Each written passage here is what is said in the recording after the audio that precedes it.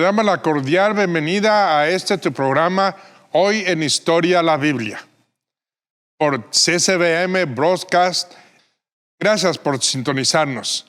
Estamos de regreso después de que estuvimos estudiando acerca de las tentaciones y el bautismo de Jesucristo. Hoy vamos a emprender algo diferente. Vamos a hablar acerca de la pregunta que todo el mundo tiene. No nos vamos a adentrar mucho en escritura y en la Biblia y tratar de ser muy teólogo en esta respuesta hacia esta pregunta. Pero lo vamos a tratar de hacer más sistemático en la forma de que lo vamos a responder como si fuéramos personas, ahora sí lo voy a decir así, normales. No teología, tanta teología envuelta. Pero la pregunta sería, ¿Jesús es Dios? Para esto, primeramente, quisiéramos que veamos un video acerca del jardín de Getsemaní, en Jerusalén. Vamos a video. En el Medio Oriente existe una ciudad amada y deseada sin medida. Muchos la consideraban como el centro del mundo. Jerusalén.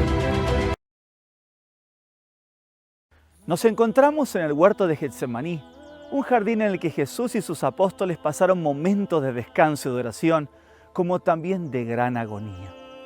El huerto de Getsemaní estaba ubicado al este de la ciudad vieja de Jerusalén, un recinto que se encontraba fuera de la ciudad y era parte del Monte de los Olivos. El mismo apóstol Juan da detalles de la ubicación del lugar.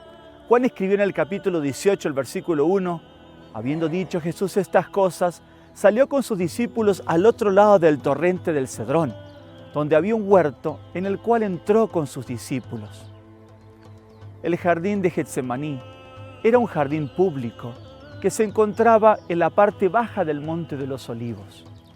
Se cree que el jardín tenía unos 1.200 metros cuadrados y era también conocido por los discípulos, pues se encontraba también muy cerca del camino entre Jerusalén y Betania, lugar que habían transitado muchas veces.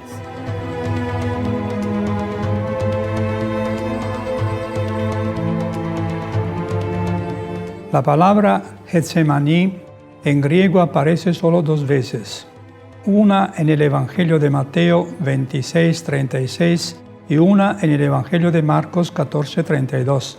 El Evangelio de Juan dice que Jesús entró en un jardín con sus discípulos. El nombre Getsemaní viene del arameo y significa prensa de aceite, refiriéndose al aceite de oliva. Al parecer, en aquellos días había una cierta cantidad de árboles de olivo que rodeaban el área. No se sabe a ciencia cierta cuál fue el verdadero lugar del jardín de Getsemaní. Existen 4 diferentes sitios que son visitados como el jardín de Getsemaní, que son los siguientes: el huerto al lado de la iglesia de todas las naciones, al norte de la iglesia de las naciones, la localidad establecida por los griegos ortodoxos al este y un huerto cerca de la iglesia de María Magdalena, localidad de los ortodoxos rusos. El lugar más visitado es el huerto al lado de la iglesia de todas las naciones. En este huerto se encuentran unos olivares muy antiguos.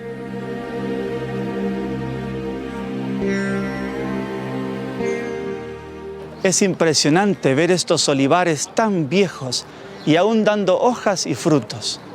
Un estudio realizado por el Consejo Nacional de Investigación de Italia en el año 2012 encontró que varios olivos en el jardín se encuentran entre los más antiguos conocidos por la ciencia. Las pruebas realizadas a 3 árboles con técnicas de carbono en las partes más antiguas de ellos dio como resultado que algunos eran del año 1092, 1166 y 1198 después de Cristo. También se realizaron pruebas de ADN y demostró que los 3 árboles originalmente provenían de una misma planta madre. Esto podría indicar un intento de mantener intacto el linaje de una especie más antigua en el jardín del Getsemaní. Otra hipótesis es que los árboles fueron brotes de raíces más viejas aún que brotaron de olivos más antiguos. Sin embargo, Mauro Bernabei, un especialista, dijo que solo se logró analizar 3 de los 8 árboles más viejos que se encuentran en el lugar y se estima que los demás árboles son aún más antiguos. Wendy Babcock, una estudiosa, dijo que las raíces de los árboles más viejos son posiblemente mucho más antiguas y luego señala el reclamo tradicional de que los árboles tienen 2000 años de antigüedad. En Israel se encuentran otros olivos muy antiguos, especialmente en la ciudad de Arrabá y en Deir Hana, donde las pruebas han dado resultados asombrosos, marcando más de 3000 años de antigüedad. El historiador Flavio Josefo escribió que todos los árboles alrededor de la ciudad de Jerusalén fueron cortados por el ejército romano en su sitio a la ciudad de Jerusalén en el año 70 para facilitar la toma de la ciudad. De este dato histórico podemos concluir que los actuales olivos pueden ser brotes de antiguos olivos que se encontraban en el jardín del Getsemaní en tiempos de Jesús.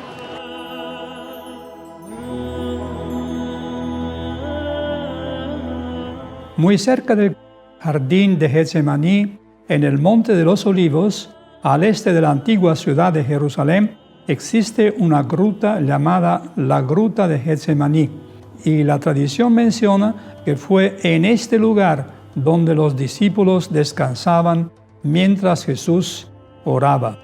La gruta es una cueva que mide 19 metros por 10 metros y 3,5 metros de alto.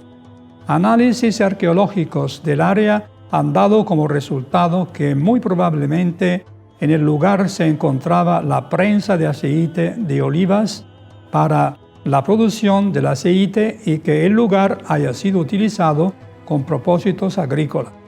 Es probable que debido a esta gruta el lugar tomó el nombre de Jardín de Getsemaní, término que significa prensa de aceite.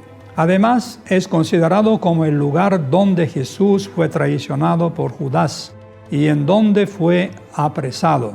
Algunos sostienen que es muy probable que en este mismo lugar o muy cerca de aquí tuvo Jesús el encuentro de noche con Nicodemo, registrado en Juan capítulo 3.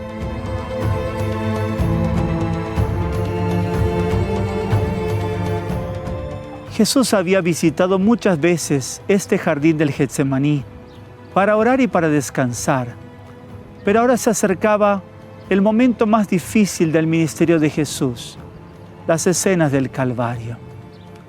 El Evangelio de Mateo, en el capítulo 26, versículos 36 al 39, leemos: Entonces llegó Jesús con ellos a un lugar que se llama Getsemaní y dijo a los discípulos: Sentaos aquí hasta que yo vaya allá y ore.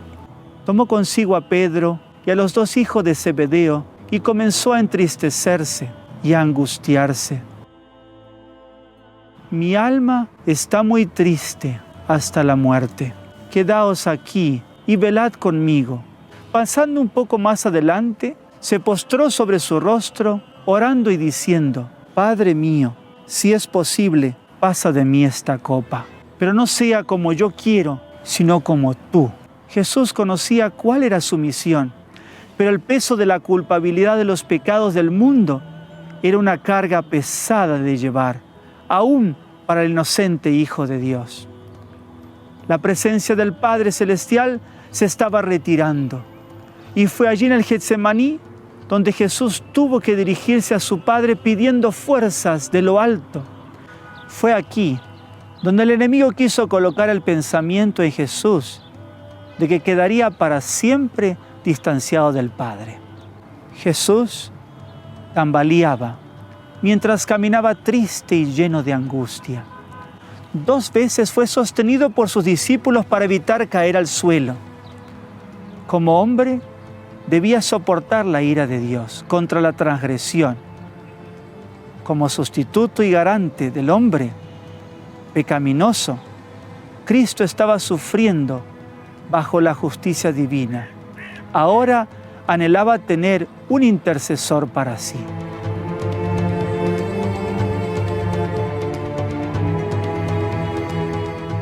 Meditemos un poco en los eventos del Getsemaní. En su agonía, Jesús se aferra al suelo frío, como para evitar ser alejado más de Dios. De sus labios pálidos brota el amargo clamor: Padre mío, si es posible, pase de mí este vaso. Pero aún entonces añade: empero no como yo quiero, sino como tú. Mateo 26, 39. Levantándose con penoso esfuerzo, fue tambaleándose a donde había dejado a sus compañeros, pero lo halló durmiendo.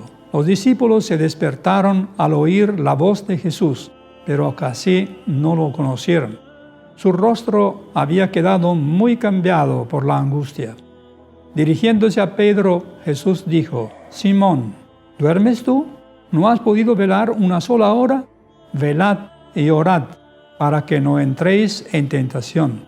El espíritu a la verdad está pronto, mas la carne es débil. El Hijo de Dios volvió a quedar preso de agonía sobrehumana y tambaleándose volvió agotado al lugar de su primera lucha. Su sufrimiento era aún mayor que antes. Al apoderarse de él la agonía del alma, fue su sudor como grandes gotas de sangre que caían hasta la tierra. Se había acercado a la consumación de su obra como vencedor. Nuevamente Jesús oró: Padre mío, si no puede este vaso pasar de mí sin que yo lo beba, hágase tu voluntad. Mateo 26, 42. Cuando Jesús vino a ellos, los halló otra vez dormidos. Por segunda vez su presencia los despertó. Vieron su rostro surcado por el sangriento sudor de la agonía y se llenaron de temor. No podían comprender su angustia mental. Apartándose, Jesús volvió a su lugar de retiro y cayó postrado por tercera vez, vencido por el horror de una gran oscuridad. La humanidad del Hijo de Dios temblaba en esa hora penosa. Por tercera vez las palabras caen temblorosamente de los pálidos labios de Jesús: Padre mío, si no puede este vaso pasar de mí sin que yo lo beba, hágase tu voluntad. Fue aquí donde Jesús vio claramente la suerte de los pecadores, sin esperanza y destinados a la perdición. Su decisión queda hecha: salvará al hombre, sea cual fuera el costo. Su oración expresa ahora solamente su misión: si no puede este vaso pasar de mí sin que yo lo beba, hágase tu voluntad. Habiendo hecho la decisión, agotado, cayó al suelo. En esta terrible crisis, una luz resplandeció en medio de la tempestuosa oscuridad de esa hora crítica, y el poderoso ángel vino al lado de Cristo. No vino para quitar de su mano la copa, sino para fortalecerle a fin que pudiese beberla, seguro del amor de su Padre.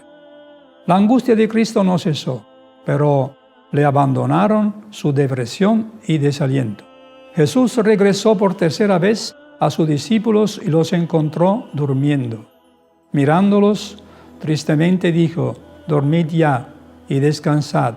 He aquí ha llegado la hora, y el Hijo del Hombre es entregado en manos de pecadores.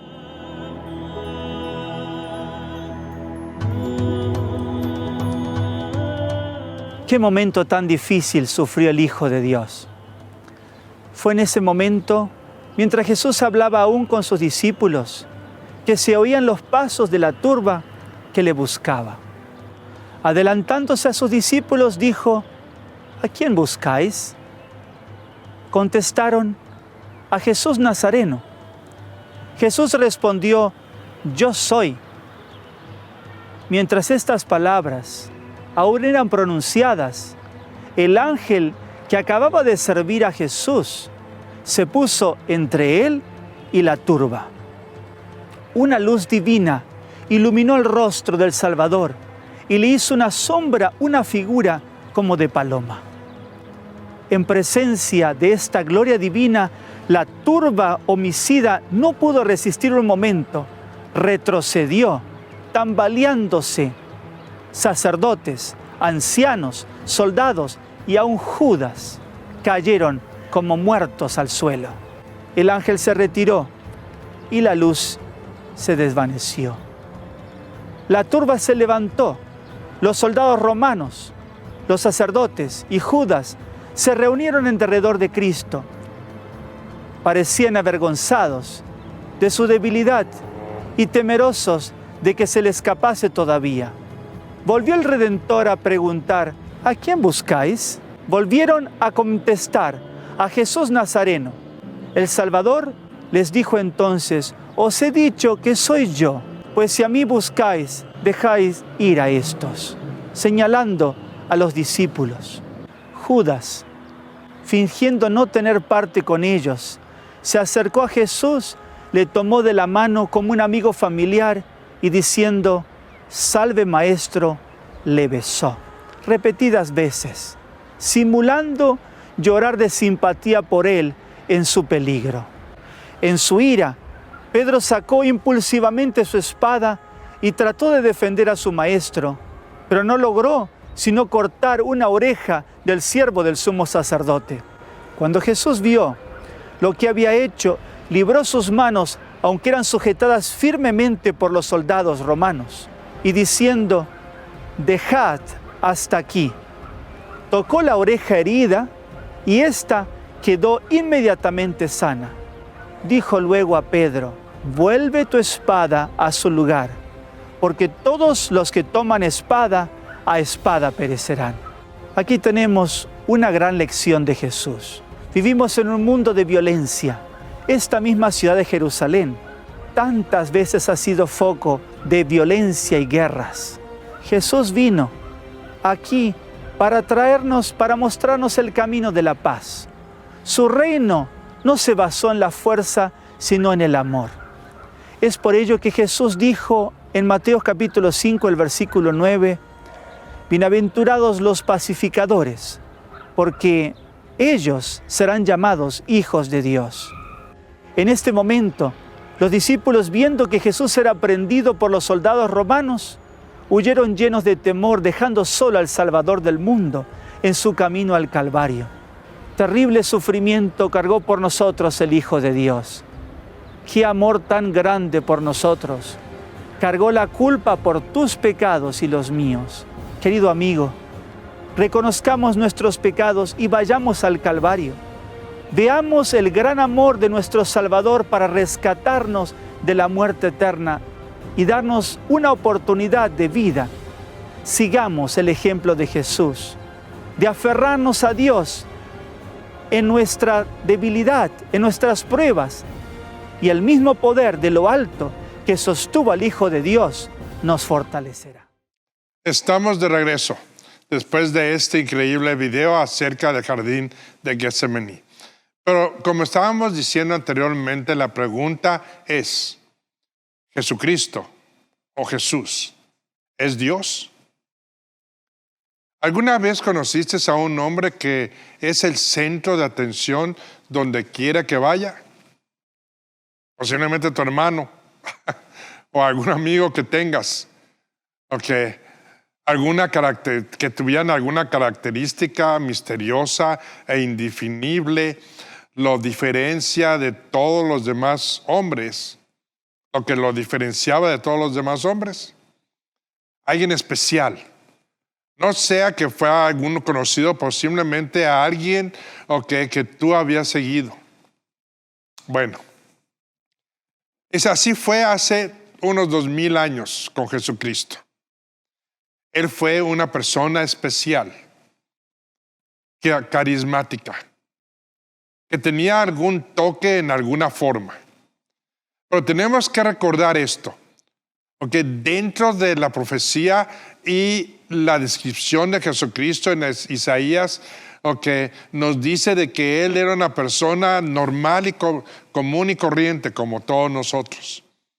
Es más, era una persona que no era de desearse, que no estaba esperando que la gente lo viera y que dijeran: wow, esta persona es el hombre que estaba esperando, el líder que estaba esperando.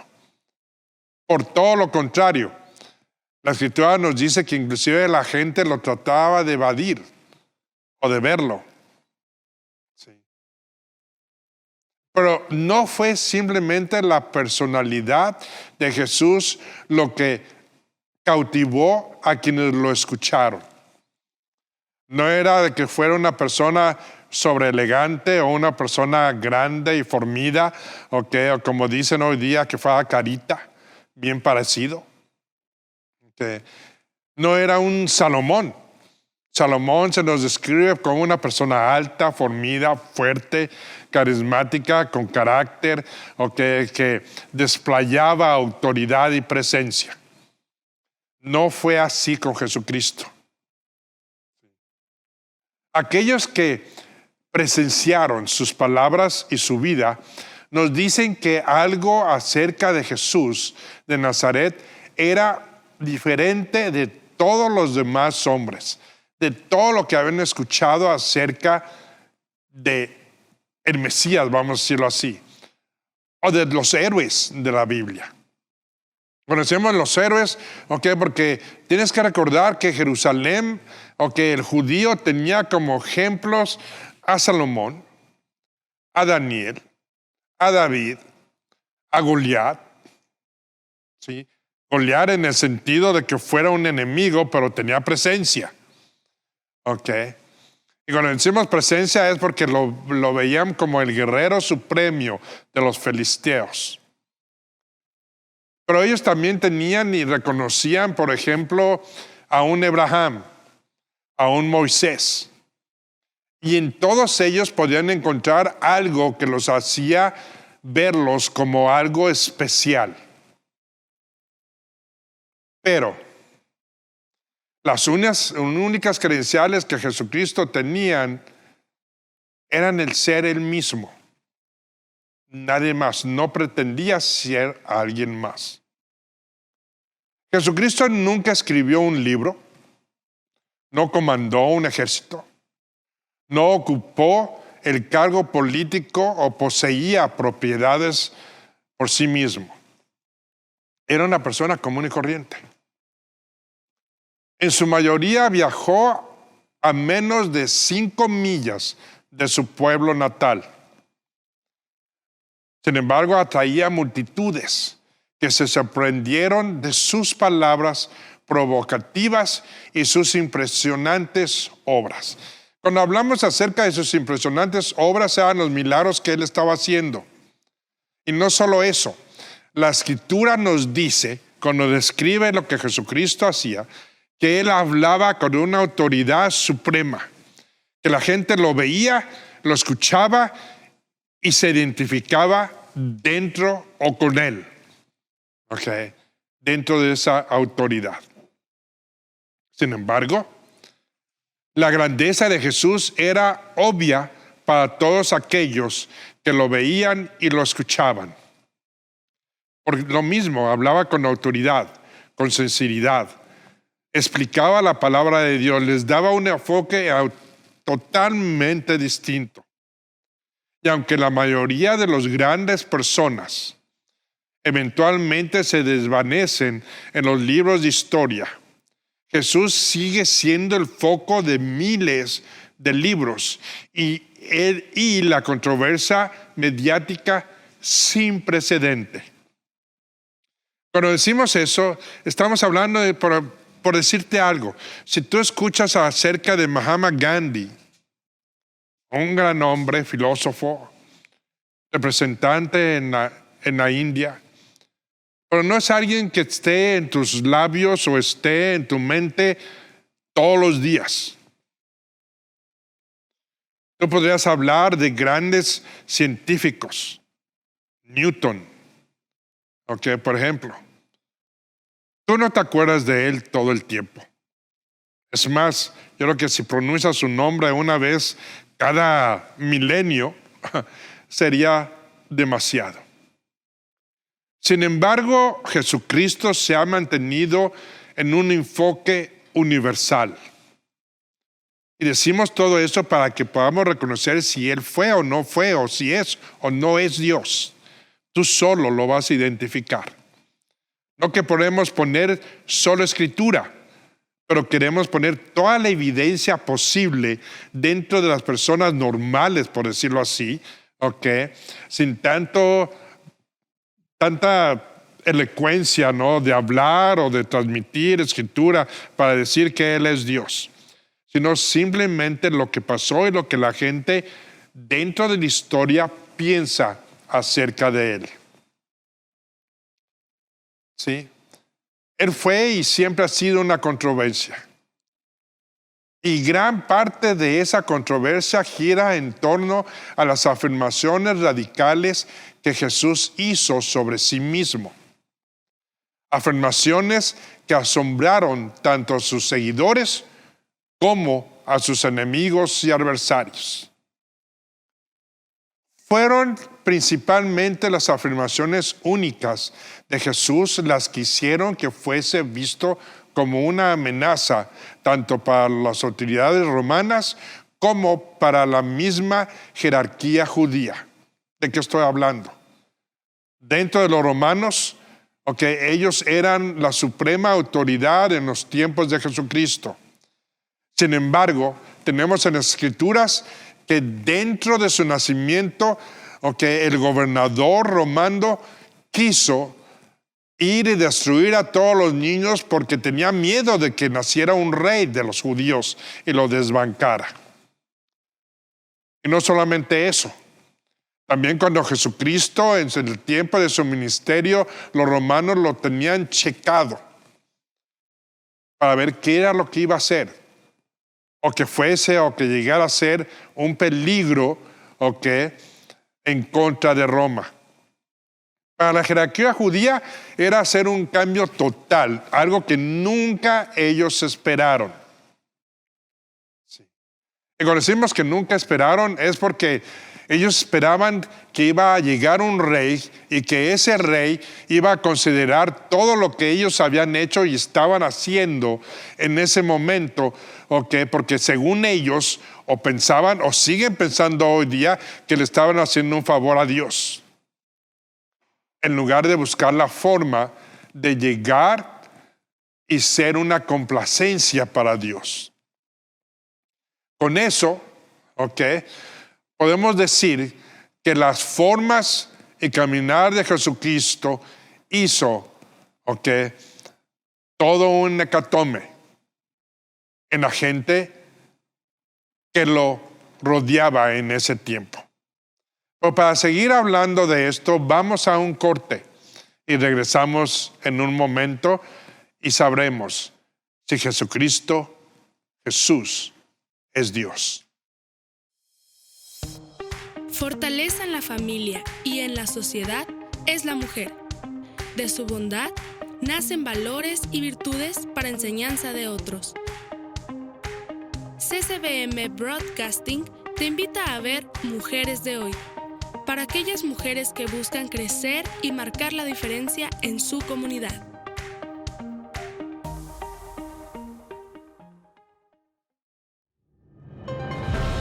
Noticiero Verdad.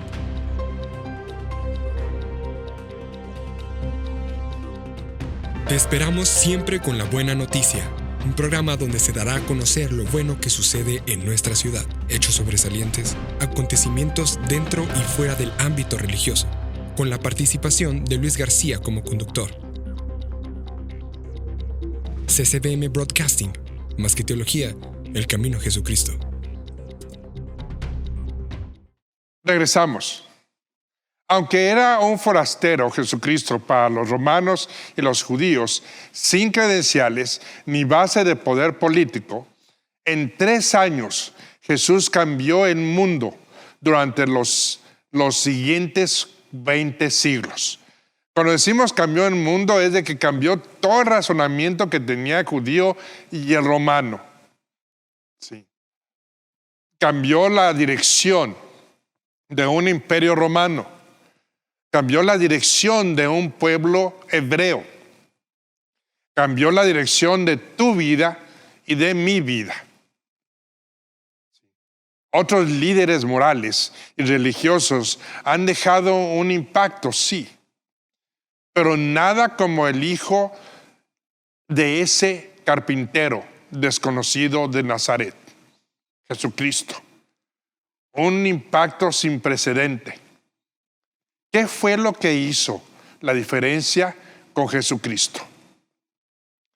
¿Era simplemente un gran hombre o algo más? Si lo vemos desde el punto de vista teológico, podríamos decir, bueno, pues Jesucristo era Dios.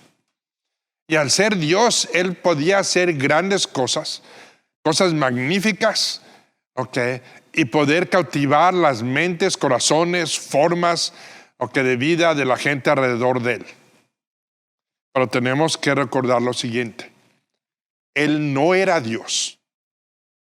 Cuando estaba entre nosotros, era simple y sencillamente otro ser humano. No era algo especial. No tenía formas de producir magia, por decirlo así. Había una competencia campal en el tiempo de Jesucristo acerca de qué Dios era el Dios poderoso.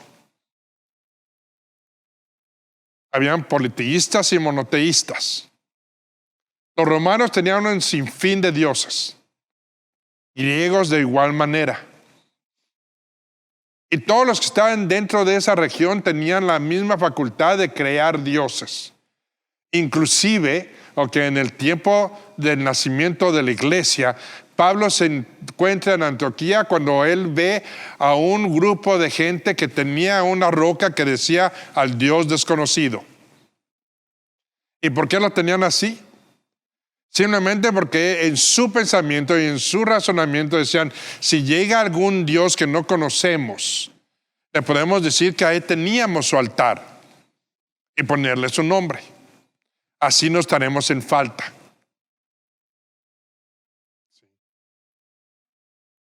Pero tenemos que recordar de que ninguno de ellos y nada de lo que hacían tuvieron el impacto que Jesucristo tuvo en todas esas gentes en su tiempo y hasta hoy día.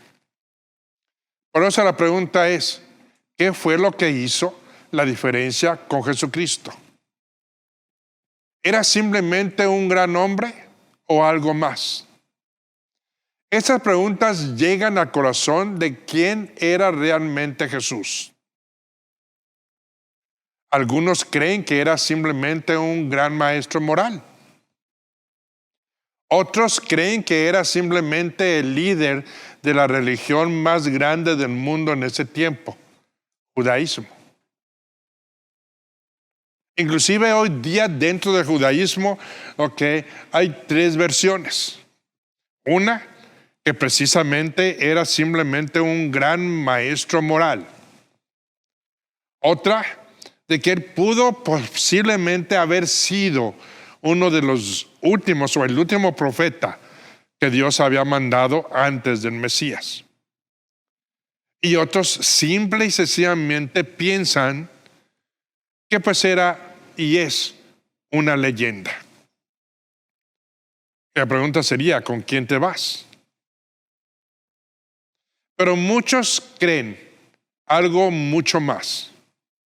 Los cristianos, nosotros como hoy día, creemos que Dios realmente nos ha visitado en forma de humana o en forma de hombre. Y creemos que la evidencia lo respalda e es totalmente infalible. ¿Sí?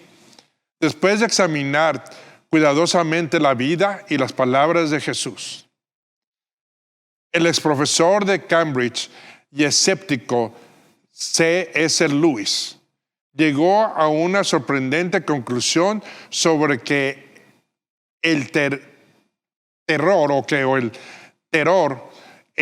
curso que alteró el curso de su vida. Trajo terror a su vida y lo alteró también, alteró su vida. ¿Por qué? Porque se dio cuenta de que Jesucristo es Dios. Entonces, la pregunta sería también, ¿quién es el verdadero Jesús? Muchos responderán que Jesús fue un gran maestro moral, una vez más.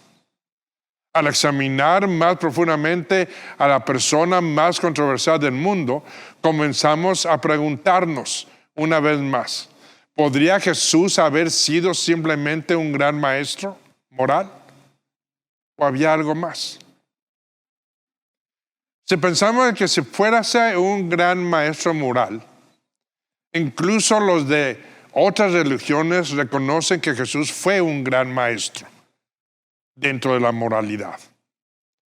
Si tú ves hinduismo, si tú ves el Islam, o los musulmanes, si ves cualquier otra religión o nueva religión, todos en una forma u otra se concentran en el caminar y los actos y los dichos de Jesucristo para respaldar sus religiones. Inclusive el hindú, uno de los grandes líderes hindú, Mahatma Gandhi, habló muy bien de la vida recta de Jesús y de sus profundas palabras e enseñanzas, reconociéndolo como el maestro de maestros. También, asimismo, el erudito judío Joseph Klassner escribió lo siguiente: es universalmente admitido que Cristo enseñó la ética más pura y sublime. Cuando leemos de esas afirmaciones, estamos hablando de gente que no eran ni siquiera cristianos o que quisieran creer en que Jesucristo era Dios o el Hijo de Dios. Todo eso arroja los preceptos morales y las máximas de los hombres más sabios de la antigüedad a la sombra de Jesucristo. El sermón de Jesús en el monte ha sido llamado la enseñanza más superlativa de la ética humana jamás pronunciada por un individuo. Si tú ves las formas en que Jesucristo hablaba y lo que dijo y lo que pronunció y lo que afirmaba, cada una de sus enseñanzas eran un reto a la ética humana de ese tiempo y de hoy día. Y sigue siendo un reto para nosotros. Un reto porque habla exactamente de lo que tú y yo aceptamos, aprobamos o permitimos y que inclusive condenamos. Sin embargo, tratamos de encontrar formas en las que queremos sustituir sus palabras para algo más o menos importante. Que no hay nada más importante que las palabras de Jesucristo. Pero para ello vamos a seguir hablando acerca de esto, pero vamos a un corte y regresamos con ¿Jesucristo es Dios?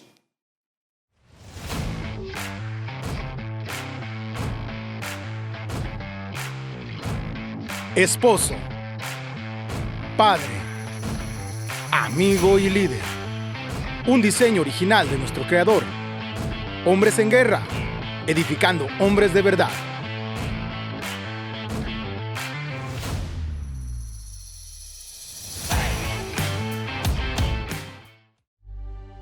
Porque los años pasan, mas el alma permanece joven. Un programa para ti que has caminado a lo largo de los años y has ganado la experiencia de una vida llena en plenitud. Historias, experiencias, vivencias y emociones. Los años dorados. Por CCBM Broadcasting. Más que teología, el camino a Jesucristo. Oh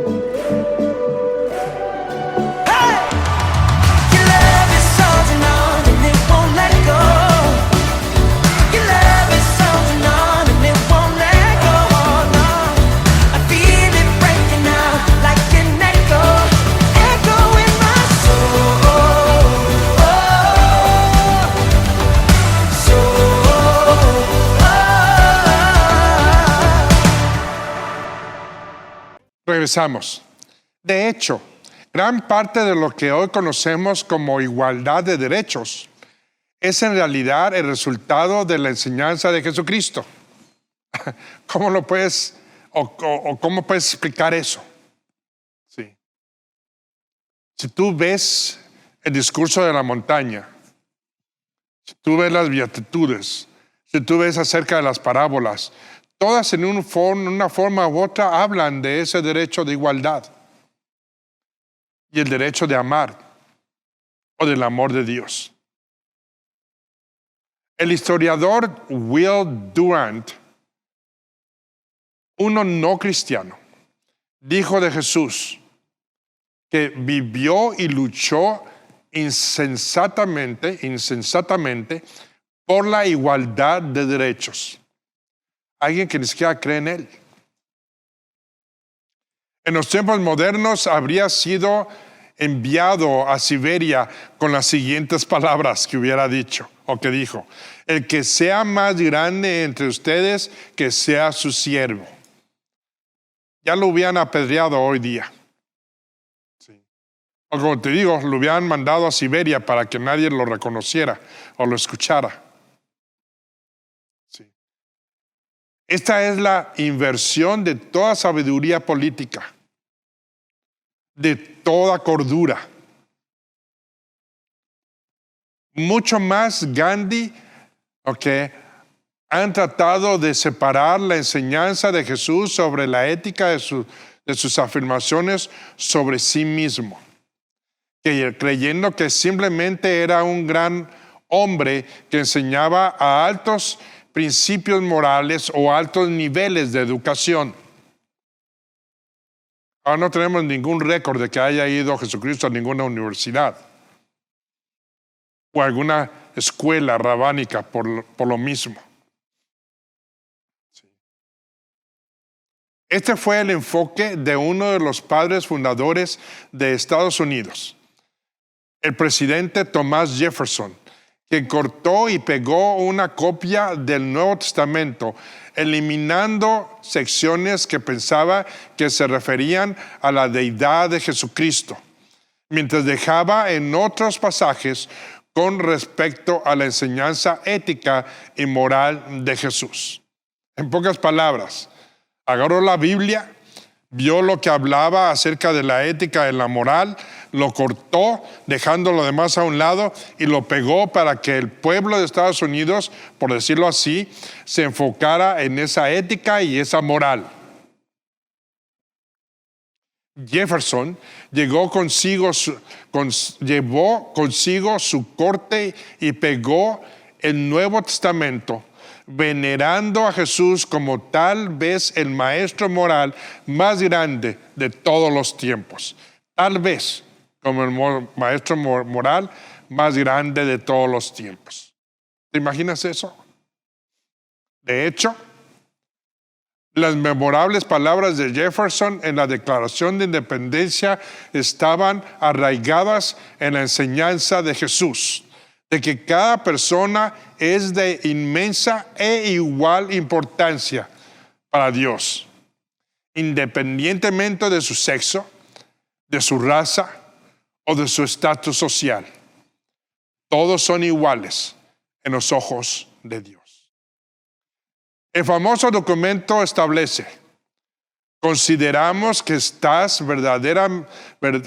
verdades son evidentes, que todos los hombres son creados iguales, que son dados por su Creador con ciertos derechos inalienables.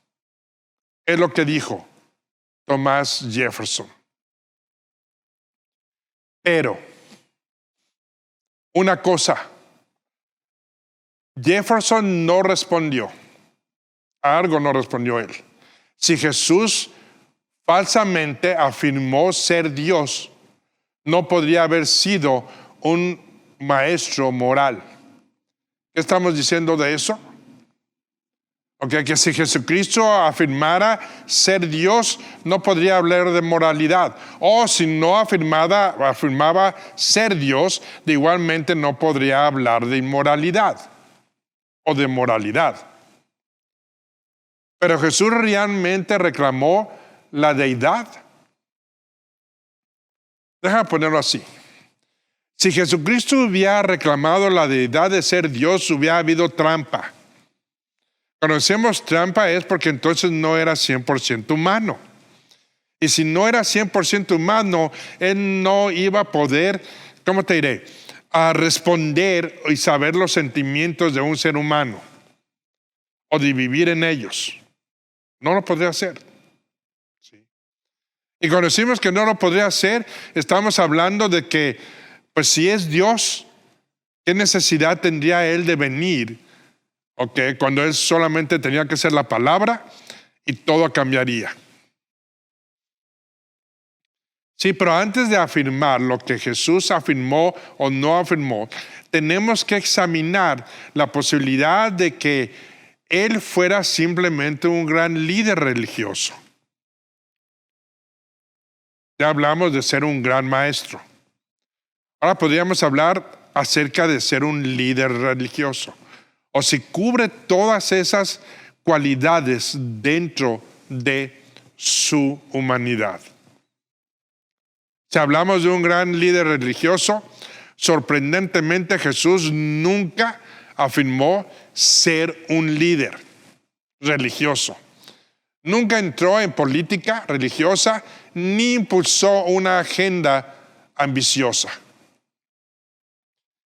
Y ministraba casi en toda la totalidad fuera del marco religioso establecido por los mismos fariseos y saduceos y aún sumos sacerdotes. Él no se puso a ver qué era lo contrario o qué era lo bueno o qué era lo que no deberían de hacer o cómo castigar a aquellos que estaban cambiando la palabra de Dios. Él simple y sencillamente se reafirmó en el plan perfecto y enseñar, como todos deberíamos de serlo, la sana doctrina. Solo la palabra de Dios. Sí, cuando uno compara a Jesús con los otros grandes líderes religiosos, surge una distinción notable. Ravi Zacharias ha estudiado las religiones mundiales y ha observado una distinción fundamental entre Jesucristo y los otros fundadores de otras religiones importantes. Sí, todas las religiones proporcionan instrucciones para una forma de vida, pero solo Jesús ofrece liberación. Todas las otras religiones te ofrecen cómo poder vivir mejor, cómo llegar a tener más dinero, cómo tener fama, cómo tener grandiosidad, cómo tener riqueza, cómo estar independiente por sí mismo, etcétera, etcétera, etcétera. Pero Jesucristo solo ofrece liberación. Ser liberado de todo aquello que es en contra de Dios, de tu pecado. Ninguna otra religión que te ofrece una liberación a tu pecado. Si Él ofrece un perdón por pecado y transformación dentro de tu vida. Jesús no solo enseñó o expuso su mensaje. Él era idéntico a su mensaje. Él vivía su mensaje. Él caminaba sus enseñanzas. Él honraba las proclamaciones que él hacía. La verdad del punto de Zacarías, de Ravi Zacharias, se subraya por el número de veces en los evangelios que el mensaje dedicado o dáctico de Jesucristo era simplemente venir a mí, o sígueme, o obedéceme. El mensaje de Jesucristo no era te voy a hacer, o te voy a lograr, o te voy a dar, o te voy a X. Simplemente Él decía, ven a mí, o sígueme. Se lo dijo a Mateo, se lo dijo a sus discípulos. Se lo dijo a la gente que estaba cercana, diciéndole, ven a mí y saciaré tu sed. No dijo, y estaré rico y famoso. Pero ¿sabes algo? Todos aquellos que llegaron a Jesucristo como discípulos o simplemente como Pablo, ¿tú te imaginas que Pablo alguna vez hubiera pensado, voy a estar en la boca de millares de millones de gentes en el año 2021? Ni siquiera pensó eso. Simplemente lo único que él pensó fue servir a su Creador, a su Mesías. Pero vamos a ver a otros aspectos. Pero vamos primero a un corte y regresamos.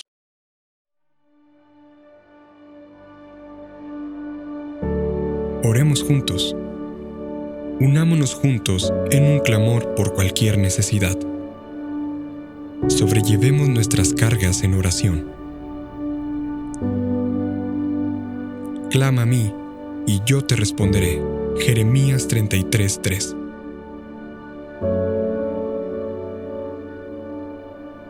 CCBM Broadcasting, más que teología, el camino a Jesucristo. Historia. Israel. Biblia. Para comprenderlos, CCBM Broadcasting te invita a conocerlos. Hoy en la historia.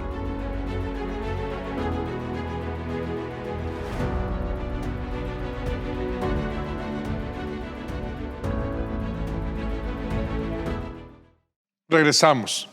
Además, Jesús dejó en claro que su misión principal era perdonar los pecados, algo que solo Dios podía hacer.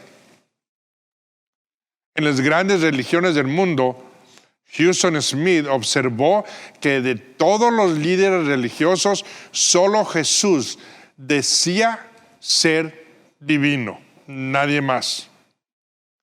Y eso nos lleva a la cuestión de lo que Jesús realmente reclamó por sí mismo, específicamente.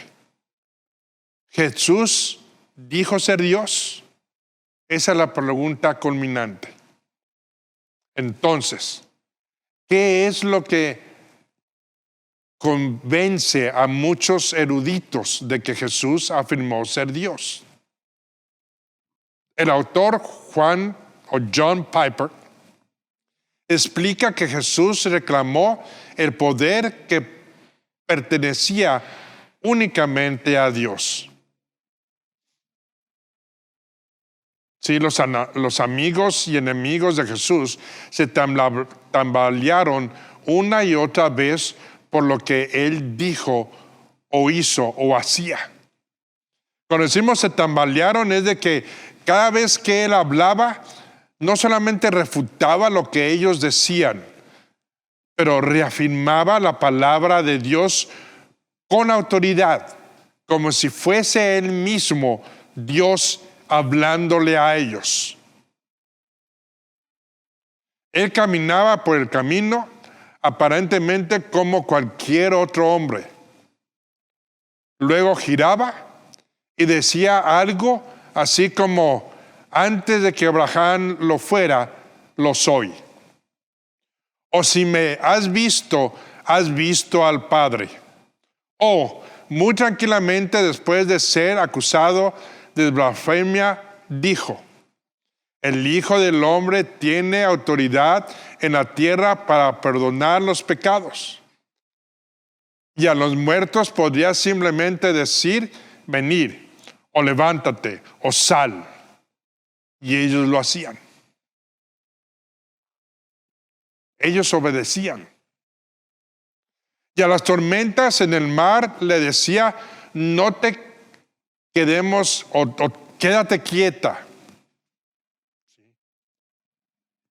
Y en una barra, a una barra de pan, decía: conviértete en 1000 comidas.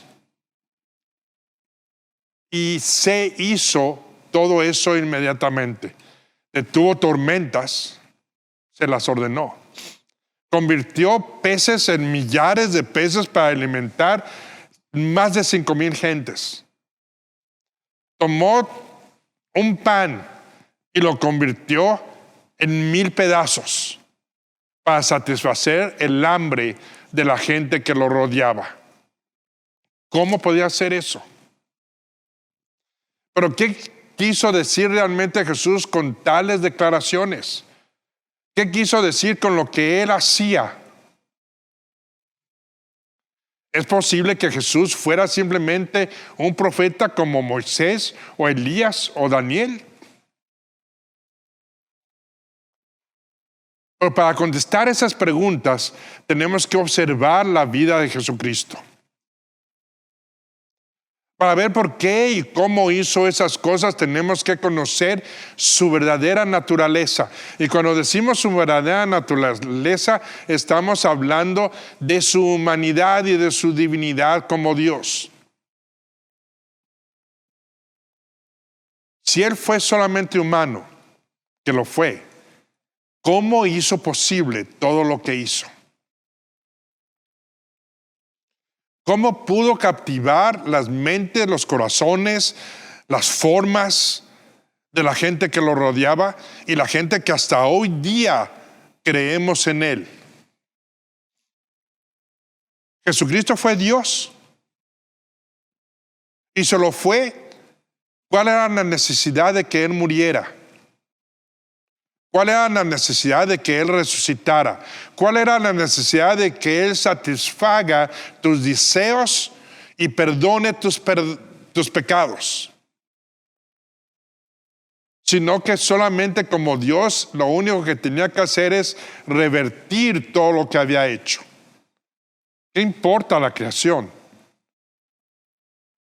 ¿Qué importa la humanidad? Rehacerla como Él quería que se formase y actuase. Pero si lo fuese y lo hiciera así, estaríamos viendo simplemente a un dictador. Y eso es lo que no es Dios. Y si viésemos a Jesucristo como Dios simplemente, estaríamos en una forma, en una religión o una relación falsa. Porque entonces ese mismo Dios no sería justo. Por eso nos tenemos que preguntar, si Dios era verdaderamente Dios y su palabra lo reafirma, ¿cómo pudo actuar como un ser humano? Es algo que tú y yo tenemos que contestarnos, porque Él lo fue, ser humano y Dios. Pero para esto regresaremos el próximo programa, para que podamos distinguir entre su humanidad y su divinidad como Dios. Con eso me despido, dándote gracias por vernos y recuerda que nos puedes ver en YouTube y en Facebook, entrar a nuestra página web y adquirir nuevos estudios. Te damos las gracias y hasta pronto. En nuestro próximo programa nos despedimos. CCBM Broadcast.